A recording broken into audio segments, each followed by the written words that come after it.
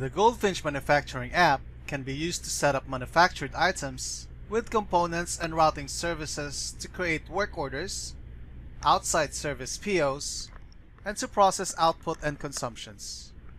Click GoldFinch Items. Click on 7010. For work order items, replenishment system must be work order.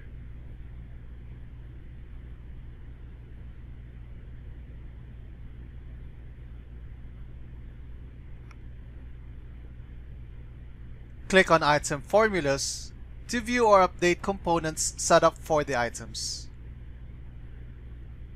Click on Item Routings to view and update both internal and external routing services for the items. For this demo, Item 9000 is an outside service item. Click on the Work Order to view existing work orders with released and finished statuses. Select on the Released view to see a list of all released work orders. Click New to enter a new work order. Type a few characters of the output item to choose 7010. All other fields are populated automatically. You can review and edit fields as needed, such as warehouse, output bin, and input bin. Enter the quantity. Scroll down to lines to see all routing and component lines are populated for the output item. Click Save. If you need to purchase outside service to process the work order, click on Insert Requisition. Click Insert Requisition Lines. Click Create Orders to create a purchase order. Click Create Orders. Navigate to the Purchase Order field and click on it to go to the PO. You can print,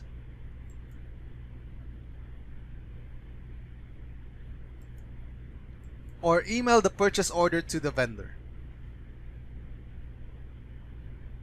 When the purchase invoice arrives, click Create Invoice to create the purchase invoice. Click Edit to change quantity and unit cost if needed. Click on Post.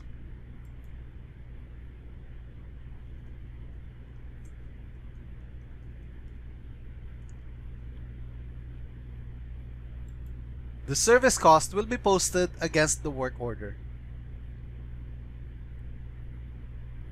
Navigate to the work order to view the updated capacity WIP.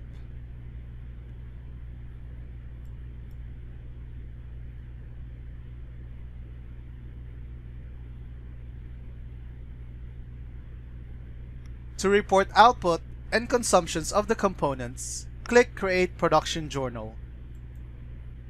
Click Edit to review and update the output quantity. Click Output Tracking Lines to enter lot numbers for the output item.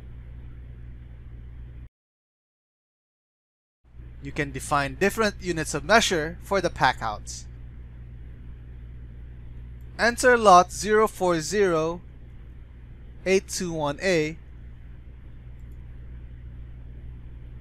Change unit of measure to pound. Then enter 6 for the quantity.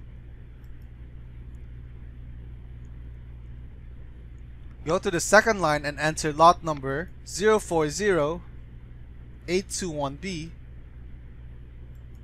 Leave unit of measure as box. Enter quantity 1. Click on Save. Click Enter Lots to enter lots for the components. Click on the Lookup button on the Enter Lots field for the first line. Select 040821. Click on the lookup button again to enter lots for the second line. Select 040821. Click on Save. Then Post. Review the item ledger entries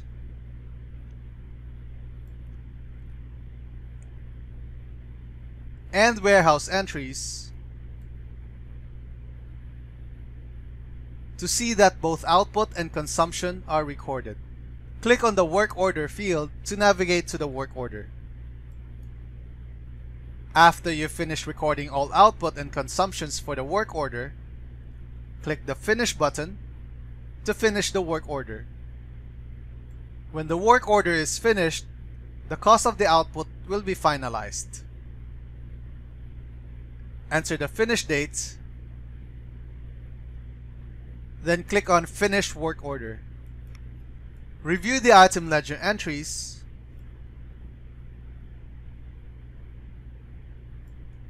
warehouse entries and GL entries.